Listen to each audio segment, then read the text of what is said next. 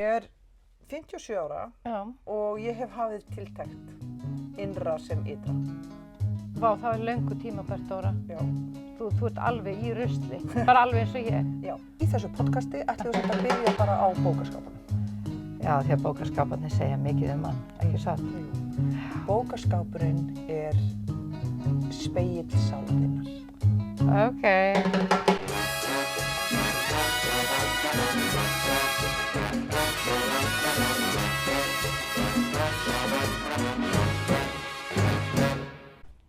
Fannst þú þessu með köttinn?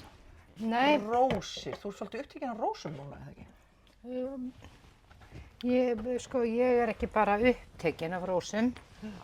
Ég eiginlega bara friðlaus út af rósum. En þessi þáttur byrjaður? Já, ég búin að kveikja. Já. Það búin að Viltu gera svona eins og fólk gerir í þáttum, hérna svona bjóðu fólk velkomin? Nú, ég bið ykkur öll hjartanlega velkomin í sófann hingað til okkar Steinunnar Ólínu. Við æsku vinkonurnar. Þetta er stúdíó gíraffi, það eru 2 gíraffar hérna. Þeir sem að fara á YouTube geta séð þessa gíraffa og svo okkur 2 sem eru báðar með frekar langan háls. Við erum gíraffar. Við erum með gíraffagen, myndi ég segja. Já, einmitt. Það hefur aldrei verið sagt til mig mikið sem er stuttan háls. Nei, það hefur aldrei verið sagt við mig heldur mikið með stuttan háls. En ertu til í að segja það við mig þannig að einhver hafi sagt það við mig? Mikið sem er stuttan háls og líka því þú ert í rúllukrabpeysu núna. Það væri þá helst núna að ég geti sagt það. En vilt þú prófa hvernig það einhver segir við þig? Já, prófa að segja við. Sæl, Halldóra. Hæ. Hvað segirðu? Rosalega ert þú með stuttan háls. Ég finn að ég hugsa bara þú ert hálfviti. Af því ég ekki með stuttan háls. Ég trúi þér ekki. Fyrirgefðu, því þú ert svo tæknileg. Já. Er ég með mækinn öfugan? Nei, það ég sem með hann öfugan. Oh my god! Þú tæknimaðurinn sjálf. Já, ég sneri mæknum niður. Veistu það? Svona getur maður stundum gert mistök þó maður sé orðinn mjög góður í einhverju. Nei, lífið náttúrulega bara snillingur í því að maður heldur að maður sé með eitthvað á hreinu og þá sýnir það manni að maður alls ekki með á hreinu. Nei, maður aldrei með neitt á hreinu. Já. Og maður ætti ekkert að vera að leita að því að hafa eitthvað á hreinu. Nei, en þú sagðist vera með á hreinu hvað þú ætlar að gera í lífinu. Heyrðu, já, ég nefnilega ákvað í gærkvöldi. Ég var svona að reyna að fara að sofa og þá, þú veist, ég svona dellumanneskja og ég fæ svona dellu fyrir ákveðnum hlutum, fyrir hlutum, sko. Og ég var að lesa mér mjög mikið til rósir í gær. Og því meira sem ég las, því meira samfærist ég það að það bókstaflega á dagskrá hjá mér að gerast rósabóndi. Hvernig veit ég ekki, en ég ætla að gerast rósabóndi. Og ég veit ekki hvar í heiminum, en það náttúrulega hægt að rækta rósir allan heim. En ég get ekki séð að ég geti varið tíma mínum í neitt betra. Og af hverju? Segðu mér eitthvað um rósir, ekki veit ég neitt um rósir. Sko, ég var nú hérna með rósir hérna á borðinu. Og það sem ég var náttúrulega bara að segja það svona svolítið sem ég var að lesa rósir í gær. Að rósir, þær vaxa í spíral út úr knúpunum. Þegar knúpurinn opnast, þá opnast hann í spíral. Og spírallinn í algjöru Fibonacci sequence, í algjöru gullinsniði, sem sagt. Og sú hreyfing sem á rósinni þegar hún að opnast, nákvæmlega sama hreyfing eins og í DNA-inu, í líkamannum okkar, eins og í fellibyljum og bara í því hvernig jörðin snýst í geimnum á móti sólinni. Já. Alveg nákvæm eftirlíking. Nú, rósir í öllum trúarbrögðum og svona öllum hefðum, öllum fornum hefðum, þá hún tákn eilífleikan eiginlega út af þessu. Hvernig hún harmoniserar við heiminn, skilurðu, og hreyfingu heimsins. Rósin bæði karlkyn og kvenkyn. Og hvernig þá? Vegna þess að hún bæði með karlæxlunarfæri og kvenæxlunarfæri. Þannig að hún tvíkynhneigð, rósin, eins og raunverulega manneskjan líka. Þú veist, fóstrið með, kynfærin í okkur eru fyrst, sko, hérna, við erum fyrst hvoru tveggja og svo þróumst við annarkvort yfir í karla eða konur, skilurðu, í móðurkviði. En upphaflega erum við öll eins og rósin, tvíkynhneigð. Þannig að rósin er raunverulega, sko, staðfesting á sköpunarverkinu. Skilurðu, hún er táknmynd sköpunarinnar sjálfrar. Vá, en skemmtilegt. Já, mjög skemmtilegt. Og, byrju, þú vildi segja Já, ég segja þér, ég dró nefnilega tarotspil í morgun, hérna Osho-sen tarot, og ég sagði bara, spil dagsins, dró eitt spil. Og þá kom fíblið, sem er fyrsta spilið í stokknum, 0, það er trompspil, 0, og fíblið heldur á rós, horfir á rósina, þar sem það er sko að falla fram af klettinum og fyrir neðan er á lífsins. Og fíblið er í fullkomnu trausti, bara horfir á rósina og bara Nákvæmlega, vegna þess að rósin er bara sköpunarverkið að vera sköpunarverkið. Einmitt. Skilurðu? Rósin og rósin er tákn eins og DNA-ið sem er það innsta í okkur og svo sólkerfin sem er það stærsta sem við þekkjum. Nákvæmlega. Og ef þú tekur öll laufblöðin af rósinni og raðar því upp, þá raðar því upp í perfect Fibonacci spíral. Og Fibonacci þýðir? Það er þarna þetta gullin snið. Og hún er líka svona í, hvað ég var að segja, svona sem við kalla sacred geometry, í svona sacred, hvað er góð þýðing á sacred? Heilagri. Já, heilagri rúmfræði. Helgri rúmfræði. Skilurðu, þá er hún starffræðilega séð, þá kallast hún á við alheiminn og allt sem er í alheiminum og allt líf í alheiminum. En er þetta bara rósin heldur eða er þetta Nei, öll blóm eða fleiri blóm? Þetta náttúrulega endurtekur náttúran í nánast öllu, skilurðu þessa starffræðiformúlu. En rósin, hún er hins vegar áminning til mannkynsins að láta sér þykja vænt sköpunarverkið og að vera alltaf að skapa og búa til og halda áfram. Því við erum hér til þess að búa til okkar líf og skapa nýjar kringumstæður og láta okkur reyna og allt það. Og hún er líka vegna þess hvernig hún vex í þennan spíral sem er endalaus, sem að táknar líka upphaf, hringrás, endi, upphaf, hringrás, endi. Stöðu, því að spírallinn er stöðugur eins og þú veist. Hann er stöðugur. Og maður talar spíralinn líka í þroskasögunni sinni. Þú veist, maður lendir í einhver lærdómur sem þegar maður þarf að fá. Það verður lengra og lengra milli sem að maður fær sama lærdóminn af því að næst þegar maður mætir í, ég er rosalega óskýr, það ekki? Nei, byrjaði bara aftur. Maður byrjar bara í æskunni og það eru stuttir hringir og svo verður alltaf lengra og lengra milli að maður mætir aftur sömu lexíunni. Og svo koma allt í einu 6 ár þangað til maður mætir hann aftur, svo eru 12 ár þangað til maður mætir hann aftur og lærir hana dýpra og með meiri vitneskju þannig að maður hugsanlega gæti verið búin að ná henni. En maður fær áminningu allar stórar lexíur í lífi sínu, maður fær áminninguna aftur og aftur. Algjörlega, maður fær áminninguna, maður fær kennslustundina, endurtekið þangað til maður fattar, já, þetta er svona. Já, og svo kannski vonandi í síðasta eða í einhvern hring þá mætur henni og þú finnur að hún hreyfir ekkert í þér og hún bara, já, þessi lexía sem ég er búin að læra. Einmitt, þú velur allt í einu, já, ég þarf ekki að gera þetta svona, ég er búin að fatta, ég er búin að gera þetta svona svo oft og ef ég gera þetta svona aftur, þá fæ ég þetta sömu útkomu. Ef ég spyr þig að því, er það eitthvað sem þú veist að þú ert búin að læra, af því þú þurftir að læra það svo oft? Er eitthvað sem þú manst? Já, þetta er ég búin að læra, ég er búin að hitta það svo oft að ég er búin að læra það. Já, ég meina, kannski svona fyrsta stóra lexían sem ég lærði var það að ég ætti ekki að drekka brennivín. Já, hvað varstu þá gömul? Ég var, hvenær var þetta? 2000, hvenær hætti ég að drekka? 2012. Já, það er að verða 13 ár síðan. Já, þú voru 43 eitthvað svona. Já. Og þá var ég búin að reyna, að nota áfengi mér til skemmtunar og það var alveg hætt að virka. Og samt var ég alltaf að láta á það að reyna aftur. Já. Og svo bara loksins fattaði ég, heyrðu, nú ert þú fullnuma. Þú ert búin að læra það að áfengi veitir þér ekki gleði, gefur þér ekki aukna orku, eykur ekki á vellíðan, þá bara þarftu ekkert að reyna að læra þetta lengur, þú getur bara hætt því. Og þetta var mjög mikilvæg kennslustund fyrir mig.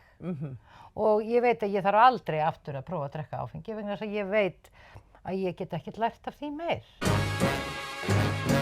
Nú langar mig til Nýs af því að þú sagðir að það verið svo gaman það. Já, og það sem kom mér á óvart, það eru strendur þar, svo eru geggjusöfn þar, það er náttúrulega veitingastaðnir eru sko brjálæðislegir.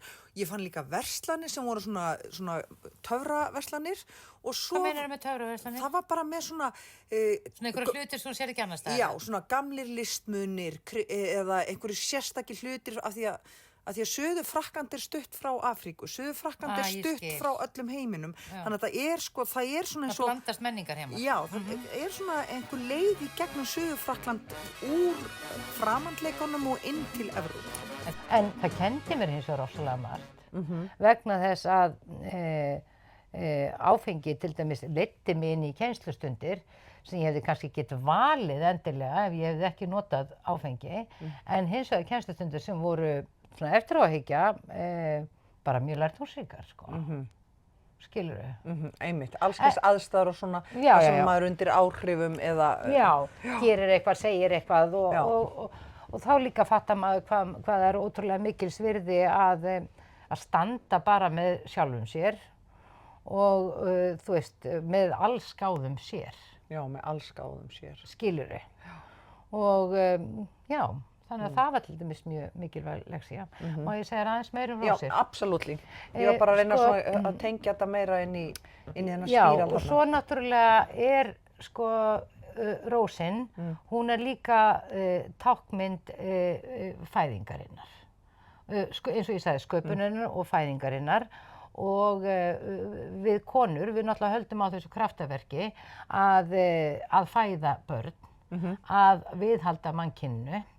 Og þetta er náttúrulega svona svolítið superpower sem konur hafa og þú veist, ég er langt frá því fyrsta manneskjan í heiminum til þess að horfa úr rós og sjá, það má alveg sjá að rós sé ekkert óáþekk sko sköpum kvenna, skilurðu, og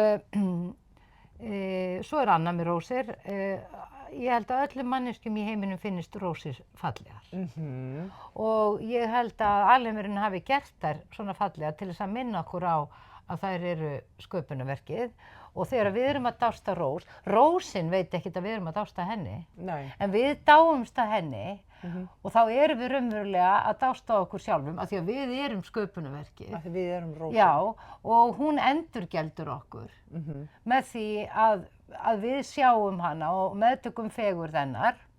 Við erum raunverulega bara að fagna sköpunarverkinu og þar með okkur sjálfum. Við erum að stunda sjálfsást þegar við gefum rósunum gaum, af því að rósin er alveg ómeðvituð það að við séum að dásta henni. Það er leiðilegasta við hvað rósir geta verið dýrar. Af því að þegar maður, ég hef tekið svona tímabil þar sem ég kaupi blóm af því að það er einhver galdur sem kemur inn í heimilið þegar maður setur blóm í vasa heima hjá sér. Já. En svo er það eitt af því fyrsta sem dettur út þegar ég fer að spara. Já, ég kaupi mér alltaf rósir sjálf. Stefán Karl færði mér alltaf rósir. Og hann gerði það þó að ég væri oft mjög geðvond og tæki þeim af fálæti af því ég get verið svo mikið meinhorn. Ég er að vona það sé nú að eldast af mér. En hann færði mér alltaf rósir, hann gafst ekkert upp þó að ég kynni ekki alltaf að meta það. Þannig að hann gaf mér alltaf rósir og eftir að Stefán dó þá hef ég alltaf keypt mér rósir sjálf. Já. Og ég vil helst alltaf hafa lifandi rósir. Já. Og ég vil heldur frekar svelta. Já. En að hafa ekki rósir. Það er líka hægt að borða rósir. Já, sumarrósir er hægt að borða og það er hægt að kaupa náttúrulega svona, þú veist, ætarrósir sem eru þá ekki ræktaðar í einhverjum rosalegu skordýraeitri og ógeði og óhætt að borða þær og svo til rósa te og rósa vatni náttúrulega til og þetta bera það á sig. En hvað með allt þetta hérna, þú veist eins og nafn rósarinnar og eitthvað svona, heldur, ef þetta svona tengt sköpunni og ég meina í tarotspilunum. Rósin er alltaf bara mjög mikilvæg bæði í kaþólskri trú og og í kristinni trú reyndar líka. Hefur eitthvað grúskað þetta? Veistu hvað? Já, ég svona aðeins að skoða þetta því ég einhvern veginn komið með svona óeðlilega mikinn áhuga á rósum. Já. En ekki nægilega mikið til þess að ég treysti mig til þess að segja frá því þannig að vel sé. Nei. Við bara fáum framhald. En rósin er oft líka tákmynd Maríu Meyjar sem er náttúrulega hinn alheimsmóðirinn. Já, einmitt. Ok, nú myndi ég vilja vera meiri sérfræðingur þannig ég geti farið. Nei, en bara fabúlerar það sjálf. Hvað dettur þér í hug? Já, ég meina allt þetta sem þú búin að segja og hún sé sköpun og allt þetta, þá tengi ég við að fíflið bara horfir á, fíflið sem að treystir fullkomlega lífinu fyrir sér, gleymir sér í rósinni og finnur, þar uppspretta traustsins, af því hann trúir á sköpunina, skilurðu? Einmitt. Og hérna... Af því að hann er skaparinn. Af því að hann er skaparinn og ef maður treystir á að bara allt fer, eða bara að allt í lífsins flæði verða hlutinni til, þá er allt gott, eða þú veist. Já, og ef maður treystir því að maður sé, eins og er sagt á íslensku, hver er sinnar gæfusmiður. Það þýðir það að þú leggur á ráðunum það hvernig þú vilt lifa lífinu og þú velur fyrir þig í lífinu og stundum veljum við ekki það sem er gott fyrir okkur, sannarlega. Og sérstaklega kannski þegar við erum yngri, þá erum við ofta að velja eitthvað sem að er alls ekki gott fyrir okkur. Nei, og það er vegna þess að hugurinn okkar er ekki alveg frjáls. Það eru komnar upp skilyrðingar og það eru komnar upp, hvað ég var að segja, svona, við erum orðin hrædd og við erum kannski brennd af einhverju reynslu. Eða kannski erum við bara ekki hrædd og okkur langar bara í lífsreynsluna. Líka við erum bara þyrst í lífi. Já, við erum bara þyrst í að gera mistök og reka okkur á og bara af því að ég held að þegar maður tekur oft svona sjensa að gera eitthvað sem er svona pingu þú tekur ekki sjensinn ef þú ert raunverulega hræddur. Þú tekur sjensinn af því að þú veist að þetta mun ekki drepa þig. Já, nákvæmlega, og þú vilt svona sjá, ok, hvernig ræði ég við þetta? Já. Þú veist, maður vill láta reyna á getu sína og stundum til góðs og stundum bara alls ekki til góðs, sko. Já. Og það er bara hluti af því að vera manneskja og hafa gaman að því að prófa eitt og annað, sko. Af því að öll reynsla þó hún sé erfið og slæm og jafnvel óhugguleg, þá dregur maður af henni einhvern lærdóm, sko. Sérstaklega ef maður er bara þess minnugur að maður stendur faktist alltaf frammi fyrir valinu, sko. Já, maður valdi. Það tekur maður samt ógeðslega langan tíma átt að sjá því að maður valdi allt. Ég veit það tekur maður langan tíma að gera það. Það er eiginlega svona það sem að ég myndi segja að spírallinn hafi kennt mér. Það er að ég valdi rosalega margt. Eftir ég kom inn í fullorðinsár, ég valdi hvernig ég sé, frá hvaða sjónarhorni ég sé hlutina líka sem hafa komið fyrir mig. Ég vel hverju ég tek þátt í, ég vel hvaða fólk er í kringum mig. Já, þú veist, það myndi ég segja að minn spírall hefur gengið mikið út á að taka þessi sjálfsábyrgð. Einmitt, og hérna, já, ég tek undir þetta með þér. Sko, að velja þau verkefni sem að maður vill taka að sér. Þú veist, vera ekki hræddur það að maður verði að gera alla hluti, skilurðu? Og svona kannski hefur maður líka aðeins þróa með sér það að fara að hlusta aðeins betur á innsæðið sitt. Ég vil bara hafa hreinu að ég vil hlutastarf og ég sá á Alfreð að það auglýst eftir hjúkrunarfræðingi í hlutastarf. Já, betur hvað þú ert ekki hjúkrunarfræðingur, Dóra? Nei, en mér líður samt eins og ég sé hjúkrunarfræðingur og ef ég bara vinna að hluta þá, eða þú veist. Ertu að hluta hjúkrunarfræðingur? Já, er ekki hérna... Ég er ekki viss um að ég meina, þú veist, allavega... Ég geti sagt, mér líður eins og hjúkrunarfræðingi, gæti ég fengið þannig starfa að hluta? En ég meina, inn á Alfreð finnur þú jobbinn. Ég er trúður, ég er leikkona, en ég er líka hjúkrunarfræðingur. Að hluta. Ertu með bók? Já, ég nefnilega með bók sem kannski tengir spildu þessi efni. Ok. Það hvorki meira minna en Spámaðurinn eftir Kahlil Gibran. Hefurðu lesið Spámanninn? Ég hef gluggað í hana. Já. Hún var alltaf... Ég held ég eigi hana, hún var alltaf til heima hjá mér. Já. Ég á hana nefnilega líka í nokkrum eintökum. Í þríriti? Já, allavega 2. Já, ok. Og... En svo skrítið þegar þú fórst í gegnum tiltektina að þú hélst á öllum eintökum af góðum bókum. Sko, ég ekki alveg viss sem ég hafi gert mig grein fyrir því að ég væri að því. Nei. Þetta var náttúrulega dálítið magn, Halldóra. Já. Og kannski bara gleymdi ég þeim á milli atriðanna. Já, það var bara, spámann, já, ég ætla nú að eiga spámanninn. Já. Svo bara, spámann, já, ég ætla nú að eiga spámanninn. Þú veist, kannski það að koma í ljós að ég gullfiskur. Já. Skilurðu? Já, og líka ef þú ert í hjartanu þá ert ekki að raða í skjalasafn á meðan þú ert að skoða bækurnar. Nei, þá ég bara að velja með hjartanu. Já. Og þá bara velur hjartað aftur og aftur það sem gott fyrir það. Já. Og amma mín, föðuramma mín, Ólína Bjarney Pétursdóttir, hún var með þessa bók á náttborðinu sínu alltaf. Já. Og las stundum fyrir mig upp úr henni þó ég hef nú ekkert skilið í því þá. Nei. Býtu nú, hér kort inn í þessari bók. Verðum við ekki aðeins að sjá hvað inn í þessu korti? Er það póstkort? Það póstkort hérna, maður sjá. Guð minn góður, vonandi það eitthvað sem hægt að lega. Býtu nú við.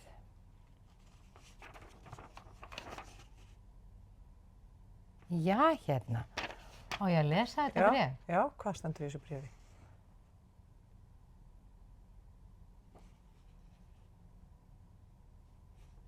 Þú getur lesið. Já, heyrðu.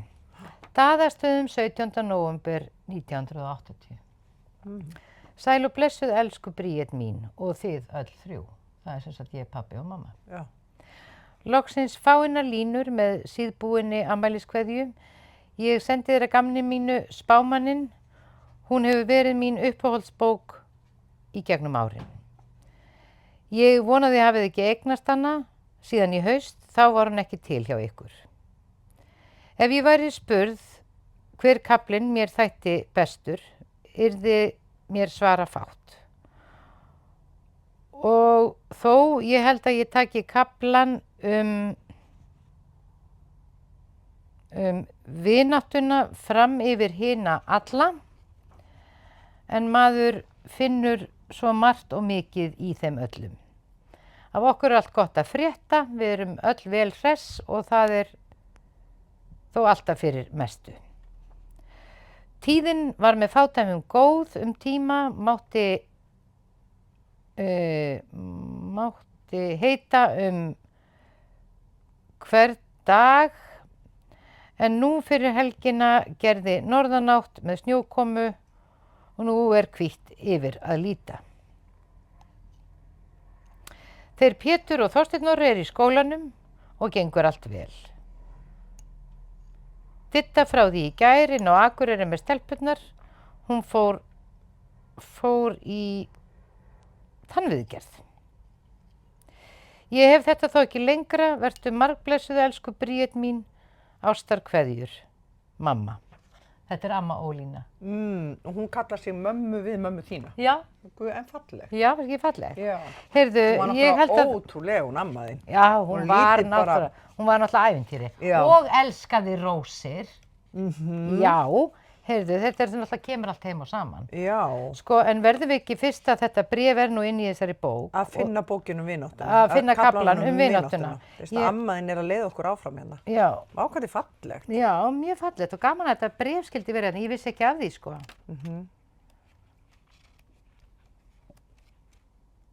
Maður sjá. Er yfirlit? Nei. Þú getur bara... Ég er ekki með gleraugun, þú ert með gleraugun mín. Nei, ég veit það, en þú getur kannski sagt, hvað manst þú eftir ömmu Ólínu? Ég man að hún var lítil og hnellin og glaðleg. Ég hitt hana bara einu sinni þegar við fórum á trappantinum hans koma bróður norður og og komum við á Kópaskeri og fórum til Þórshafnar og hittum Huldu, systurina mömmu og vorum í svona ævintýraferð þess að vorum að taka upp ferðalanga og stríða túristum og Einmitt, þú vilt kannski segja okkur sögur af því hvað, við vorum nú með ferðafélaga. Já, við vorum með plastdúkkunans Komma, bróður, sem að Oxma höfðu átt hana plast, svona uppblásin kynlífsdúkka.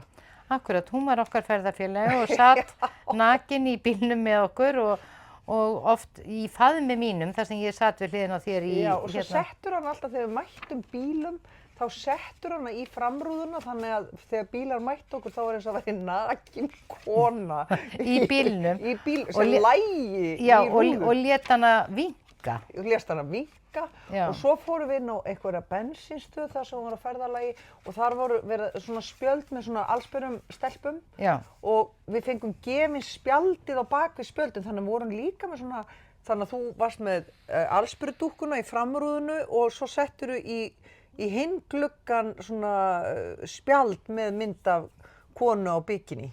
Einmitt, já, þetta var svona svolítið klámkakki. Já, og svo stoppuðum við það voru þýskir túristar sem við stoppuðum hjá, einhvers staðar rétt hjá Kópaskeri og þá kom ég út og þeir voru eitthvað með puttanum eitthvað svona og við ákváðum að stoppa. Við stoppuðum alltaf ef einhver var á puttan með eitthvað, þú veist, við bara tókum öll tækifæri, allt voru tilboð. Allt tilboð að gera eitthvað skemmtilegt. Þá komum við út og þá komst þú út og varst allan tíma með pappaspjaldið með nöktu konunni, svona bikinikonunni framan á þér.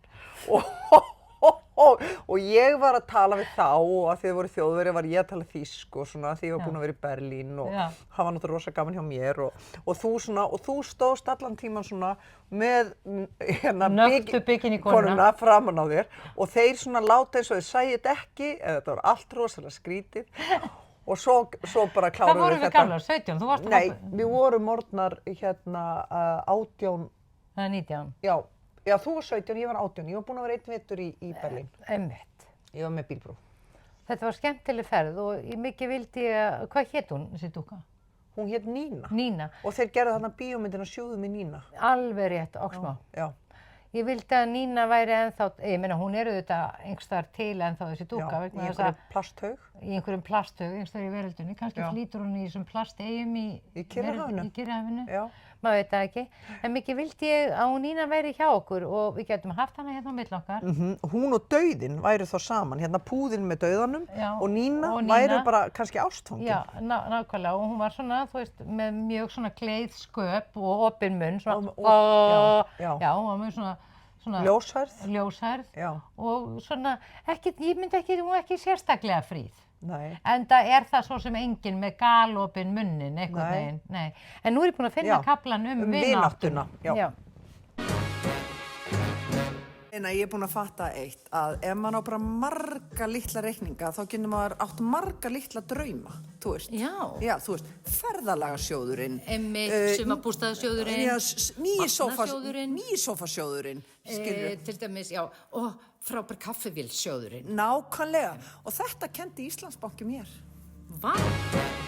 Spámaðurinn sem sagt framsett sem bók, hérna þar sem að fólk að spurja Al-Mustafa, einhvern útvalinn spámann. Hann sem sagt, og svo þetta allt spurningar til spámannsins, Al-Mustafa, og hann svarar. Og það byrjar örugglega, segðu okkur frá vináttunni, byrjar ekki eitthvað núna? Og þessi kafli vináttuna, hann byrjar svona. Og ungmenni nokkurt sagði, ræddu við okkur vináttuna. Og hann svaraði og sagði, vinur þinn þér allt. Hann akur sálarinnar, þar sem samúð þinni sáð og gleði þín uppskorin. Hann brauð þitt og arineldur. Þú kemur til hans svangur og í leit að friði. Þegar vinur þinn talar, þá andmælir þú honum óttalaust eða honum samþykkur af heilum hug. Og þegar hann þegir, skiljiði hvor annan. Því að í þöguli vináttu ykkar verða allar hugsanir, allar langanir og allar vonir ykkar til og þeirra notið í gleði sem krefst einskis. Þú skalt ekki hryggjast þegar þú skilur við vin þinn því að það sem þér þykir vænstum í farans getur orðið þér ljósara í fjarveru hans eins og fjallgöngumaður sér fjallið best af sléttunni. Og láttu vináttuna ekki eiga sér neinn tilgang annan en að auðga anda þinn, því að sú vinátta sem leitar einhvers annars en síns eigin leyndardóms ekki vinátta. Lestu þetta aftur, sú vinátta sem leitar einhvers Annars en síns eigin leyndardóms ekki vinátta, heldur net sem kastaðir í vatn og veiddir í tómir undirmálsfiskar. Það ekki geggjað. Þetta alveg geggjað. Já. Vináttan bara, hún lifir bara sjálfstæðu lífi. Hún lifir sjálfstæðu lífi.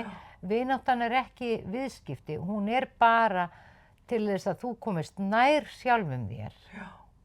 Og þú getur verið öruggur í sjálfum þér og í trausti með annarri manneskju. Já. Án þess að krefjast nokkurs.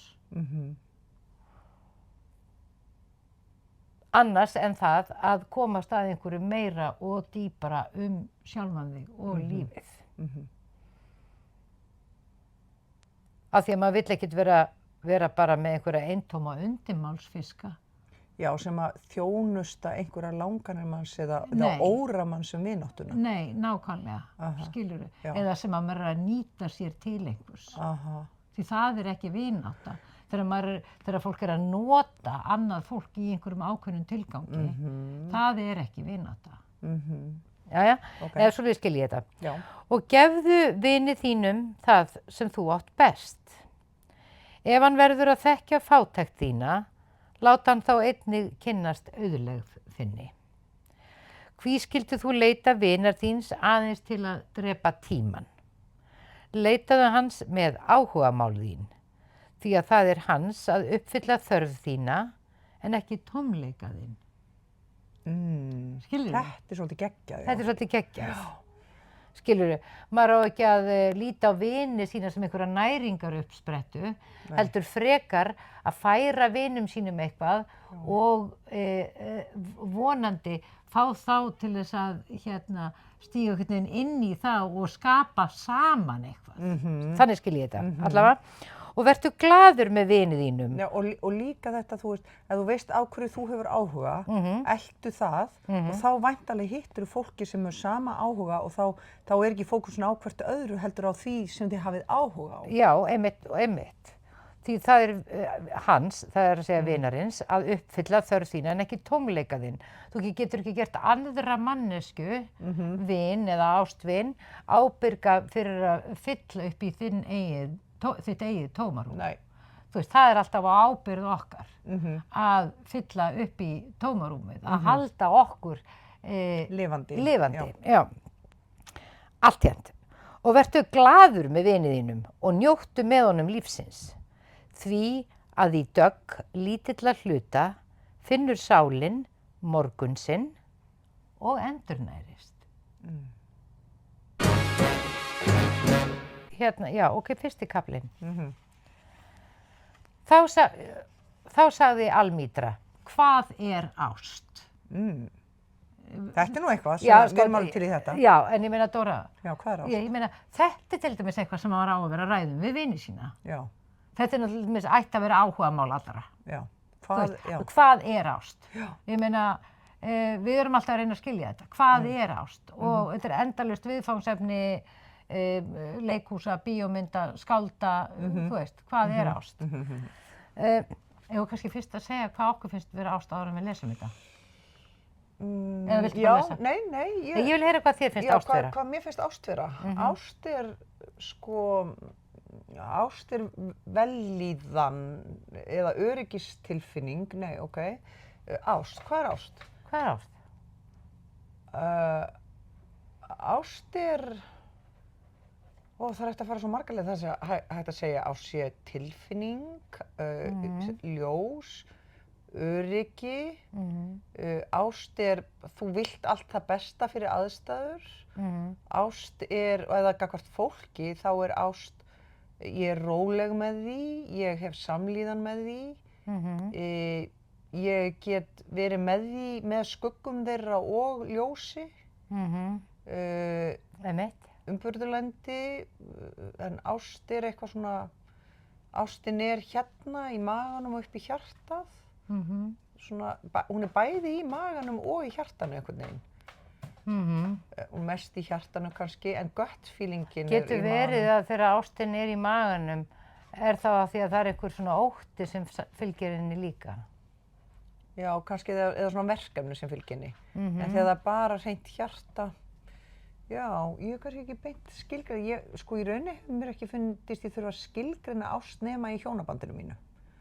Annars finnst mér ást bara að vera, ég meina, vanandi börnin mín og stjúpbörn og barnabörn, þú veist, það bara, þú veist, ég þarf ekkert að skilgreina það bara það bara alveg genuine löngun til þess að þessum lífverum gangi vel og að ljósið streymi gegnum þau, alveg sama hvað Akkurat, ég held ég sé bara sammálaður alla hluti. Ég held að ástin sé bara að hafa elsku á einhverjum, einhverju því og bara þykja vænt það og vilja veg þess eða þeirra sem allra mestan án þess að þurfa endilega að fá eitthvað tilbaka. Já, nei, það bara einmitt, það þarf alls ekki. Já, það bara En það hluta spíralhreyfingu hjá manni, það þetta að lenda, þú veist, ég lendi samt aftur og aftur í því að fara, en af hverju hringir hún ekki? En af hverju gerir þess ekki þetta fyrir mig? Og þetta hluti af svona þroskasögu og nú þessi þarna, hvað heitir hún, Mel Robbins, það svona Ameri sem kemur svolítið upp í hjá mér, sem hérna Let Them Theory, sem basically bara... Hvar kemur þessi kona? Hún hjá mér á Instagram eitthvað. Og hún svona ljósar með svona svört glerugu, heitir held ég Mel eitthvað. Allavega, hún rosa mikið að ráðast á mig núna, sem sagt, algoritminn búin að fatta, mér finnst gott að hlusta á hana. Og hún hún var einmitt að tala þetta, þú veist, allt þetta fólk sem gerir ekki það sem mér finnst það ég að gera, það bara let them, af því það eru þau í sínu lífi. Akkurat. En ef ég vil eitthvað með þau, þá næsta skref það let them fyrst og svo kemur let you sem og þá ég að gera það sem ég vil eiga í sambandi með þetta fólk sem ég elska og vil meira hafa, þá þarf ég að búa til sambandi eins og ég myndi vilja búa til með þeim. Algjörlega, því að við getum, það bara eins og komum aftur að sjálfsábyrgðinni, við getum ekki ætlast til að fólk lesi hugsanir okkar. Nei. Við getum ekki krafið fólk að gera eitthvað ef því allsendis ókunnugt það að vilji mann stendur til einhvers. Nei, við getum heldur ekki ætlast til þess að fólk langi að vera með okkur. Alls ekki. Þú veist, þegar fólk vilji rækta sambandi við okkur. Nei. Þú veist, og maður á heldur ekkert að móðgast yfir því ef að það kemur á daginn að fólk vill það ekki, þá það bara allt í lagi. Það bara allt í lagi, það bara býr til pláss fyrir eitthvað annað. Já, algjörlega, og maður getur alveg elskað fólk samt. Algjörlega. Það það besta. Það besta að þrátt fyrir allt elski maður fólk. Já. Það þetta að elska skilyrðislaust, það þetta svona ömmu og afa orkan. Já. Þú veist, þegar maður er ungur þá... Já, bara algjört umburðarlyndi og og horfi gegnum fingur sér þó eitthvað misjafnt gerist og allt þetta, já. En þá sagði Almídra. Já, hvað er ást? Hvað er ást? Og hann leit upp og horfði á fólkið og þá varð djúp þögn. Hann sagði, þegar ástin kallar þig, þá fylgdu henni. Þótt vegir hennar séu brattir og hálir. Og láttu eftir henni þegar vængir hennar umvefja þig, þótt sverðið sem falið í fjöðrum þeirra geti sært þig. Og þegar hún talar til þín, þá trúðu á hana. Þó að rödd hennar kunna að eyða draumum þínum eins og norðanvindur sem leggur garðinn í auðn. Vó! Jaha. Hann er svolítið að tala þegar maður verður ástfangin, er það ekki? Býtu, því að eins og ástin krýnir þig, eins mun hún krossfesta þig. Já, ég skil. Þetta bara vegna þess að, þú veist, jafnvel í hinni mestu sælu, þá eru þetta hinn hliðin, hinn tortímingin. Já, og það í öllum samböndum við líka börn, barnabörn, maka, foreldra, systkini, vini, þú veist, þú færð alltaf hina hliðina líka. Algjörlega, ég ætla að lesa þess áfram. og ég ætla bara að lesa hratt þessa setningu sem ég enda á. Því að eins og ástin krýnir þig, eins mun hún krossfesta þig.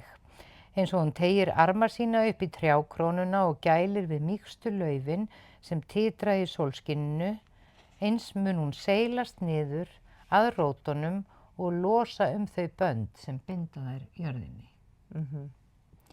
Hún safnar þér til sín eins og kornbundinum. Hún þreskir þig þar til þú verður nakinn. Hún sáldar þig frá hismiðínu. Hún malar þig hvíta. Hún hrærir þig uns þú verður auðmjúk. Og síðan leggur hún þig á helgan eld og gerir þig að brauði hinnar helgu kvöldmáltíðar. Wow. Allt þetta mun ástin gera við þig til þess að þú megir þekkja leyndardóma hjarta þíns. Og þannig verða brot af hjarta lífsins.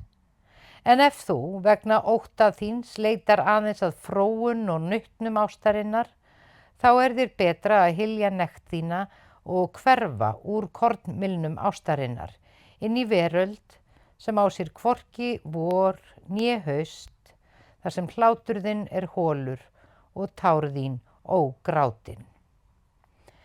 Ástin gefur ekkert nema sjálfa sig og þiggur ekkert nema sjálfa sig.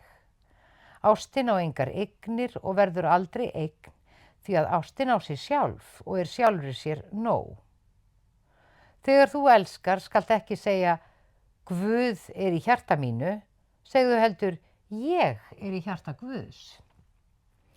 Og þú mátt ekki halda að þú getur ráðið för ástarinnar því að ástin, ef þú ert hennar verð, stjórnar þinni för. Ástin þráir aðeins að fullkomna sjálfa sig. En ef þú elskar og þráir, þessar séu þá þrár þínar. Já. Að bráðna og renna fram eins og lækur sem syngur nóttinni ljóð sitt. Að þekkja sorg hinnar mestu sælu.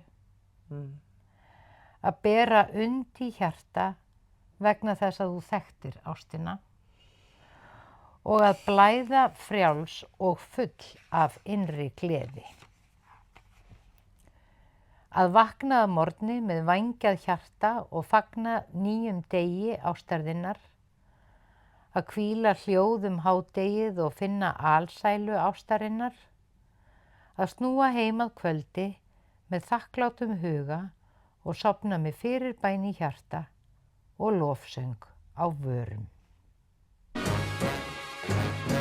Elska, má ég tala fyrst eða ætlar þú að tala svo? Bara allt í lagi. Já, þá tala ég fyrst. Ég elska grænmetis úrvalið í Hagkaup. Já, það geggjað. Og ef maður langar í ykkur svona exotíska ávexti eða grænmeti, þá fær maður það þar. Já, það þannig. Þannig að allt í tengslum við veislur eða þú átt von á einhverju sérstöku, það alltaf Hagkaup. Á leiðinni. En þetta náttúrulega óaðskiljanlegt, sársaukin og gleðin. Þú veist, þú getur ekki fundið til mikillar gleði nema þú hafir leyft þér að prófa það að finna til, skilurðu. Það náttúrulega við erum svo ofurseld núna í veröldinni því að allt eigi að vera svo frábært og allt eigi að vera hamingja. Og að, þú veist, að hamingjan sé bara það sem að við eigum bara helst að lifa bara í bara hamingju, eintómri hamingju og engu nema hamingju. Þá ætla ég að spyrja þig, hvað kallar þú hamingju? Nei, ég bara að segja, það alltaf verið að segja. Já, ég veit það, en hvað kalla ég hamingju? Þegar ég hamingjusöm, það þegar ég sjálfur mér næg, þegar mér finnst ég ekki skorta neitt, þegar ég bara hvíli róleg með sjálfur mér og eitthvað að dunda, þá ég hamingjusöm. Já. Þegar ég ekki að láta einhvern veginn heiminn stjórna því hvernig mér líður, ég ekki að láta heiminn segja mér að líf mitt sé ófullkomið, ég ekki að trúa því að ég þurfi A, B, C, D og E til þess að mér geti liðið vel, að ég verð að gera A, B, C, D, E, F og G til þess að líða vel. Ég finn sterkast fyrir hamingjutilfinningu yfirleitt í bíl. Já. Af því að það eitthvað Ég held að sé að þú veist að það svo oft þegar ég sit í bíl, þá sit ég og ég bara ferð og ég get ekki verið að gera annað en það að vera í bílnum. Þá finn ég oftast svona hamingjutilfinningu. Já, þá ertu með sjálfur þér. Já. Og þó að það sé ákveðin skilyrðing að sitja inn í bíl. Já. Þá getur ekki verið að gera fullt af öðrum hlutum sem að kannski skyldurækni eða hugurinn segir þér að gera og þú þurfur að klára að gera framkvæma og svo framvegis. Og þá ertu raunverulega að segja sama hlutin. Þú ert einhvern veginn bara með sjálfur þér. Já, og svo með aldrinum þá finnst mér, þú veist, maður alveg búin að fatta þetta með aldrinum, maður þarf minna og bara því minna sem maður hleypur eftir hlutum, því betur líður manni. Og sko, ég ætla að fara að vinna í því, samfara því að gerast rósabóndi, að því ég ætla að verða rósabóndi, þá ætla ég að fara að vinna í því að markaðssetja sko vonbrigði, dauða, vanlíðan og mistök. Gera þeim hærra undir höfði. Þannig að við verðum að fara að normalisera það aðeins meira. Já, einmitt. Og einmitt, þetta það góð hugmynd. Já, þetta bara mjög mikilvægt að við lærum að njóta þess sem líka sko erfitt í lífinu og fatta að það bara hluta þessu öllu saman. Já, bara eins og í trúðatækninni, þá bara öll mistök gjafir frá Guði, endurtaka þau 3 sinnum, þess að undirstrika að þú náðir þeim, bara já, ég gerði mistök, ég sé þau, mér þykir það leitt og ég fyrirgef mér. Já, og það allt í lagi. Já, og það allt í lagi. Og svo fæðist eitthvað stórkostlegt út úr því. Já, vegna þess að þú veist þessi ofur áhersla á einhvern fullkomleika og einhverja fullkomna hamingju, þú veist, hún bara virkar ekki. Það bara þensla í eina átt og það bara springur. Já, það ekkert í hamingjunum. Þess vegna segi ég, því ég sit í bíl, það ekkert nema bara að vera í hamingjunni. Ég veit það. Það engin hlutur þar, það engin manneskja þar. Nei. Það ekkert veður þar. Nei. Það ekkert í hamingjunni nema bara ég að vera. Já, og friðsældin með sjálfum sér, sko. Já. Þar hamingjan. Já. Já. Heyrðu, sláum botnin í þennan þátt. Nennir að vera með svona famous last words. Já. Sko bara ímyndaðir og sérst að deyja. Já. Nei, bara í alvöru. Já, og þú ert leikkona. Okay. Ímyndaðir að þú sérst að deyja. Það situr öll fjölskyldan alveg sko grátbólgin. Já, í kringum mig. Já, því að við erum að reyna að byrja að markaðssetja dauðan og fólk getur svona hugsað hann svona dálítið á kannski öðrum nótum en bara af hræðslunni einnig saman. Okay. Þú ert orðin sko 97 ára, ég alveg vissum að vera alveg óendanlega. Ég var 98. Heldur þú verið 98? Já. Ég held að ég verði ekki nema svona 93-4. Æi, það verður leiðilegt. Ég á þá þarna einhver 6 ár án þín. Án þín, já. En ekkert án þín. Nei, þú verður með mér. Shit, hvað við verðum búin að gera mikið þegar við erum orðnar svona gamlar. Veistu það? Við verðum kannski búin að gera svona 800.000 podcast. Já, spáði það. Ég veit það. Og spáði hvað við erum búin að fara á marga staði í heiminum, Steina. Ég veit það. Spáði hvað við ætlum að prófa margt. Oh my God! Ég veit, þetta verður svo ótrúlega skemmtilegt. En nú skaltu ímynda þetta, Dóra, að þú 98 ára og þú þarf að deyja heima. Já, og þú verður ég var reyndar á spítala þau sagði þér, ég skal vera heima. Nei, heldur þú verður heima? Nei, ég held ég verði á spítala. Þú ert á spítala, þú ert orðin 98 ára. Þau eru öll hérna. Og öll börnin þín og öll barnabörnin og barnabörnin eru þarna í kring og það eru allir svona einhvern veginn, sum börnin nenni ekki að vera því þau þekkja þig lítið. Já, þekkja mig eiginlega ekkert. Já, þekkja þig eiginlega ekkert og einhvern veginn búið pína til að koma og segja bless við langömmu eða eitthvað svona, skilurðu. Og þú hefur svona húmor fyrir því, þú sérð alveg hvað þau langar til að vera annars staðar og allt þetta. En svo náttúrulega sérðu börnin þín og þau eru orðin harðfullorðin. Bara sko kannski orðin alveg klárlega, þú veist, mömmur og pappar en kannski afar og ömmur líka gæti verið og þú finnur að stundin að nálgast. Já. Og hvað ætla ég að segja við þau? Hvað ætlar að segja við þau að lokum? Elskurnar mínar. Ég held að, ég meina að því að það ekkert sem ég á að kenna þeim annað en að vera ástin. Ég segi bara elskurnar mínar og ég ekki að fara að skilja nein orð eftir fyrir þau, ég ekki að fara, það nefnilega ekki nein famous last words. Engar gátur, ekki svona, lykillinn í og deyja svo, ekkert svoleiðis.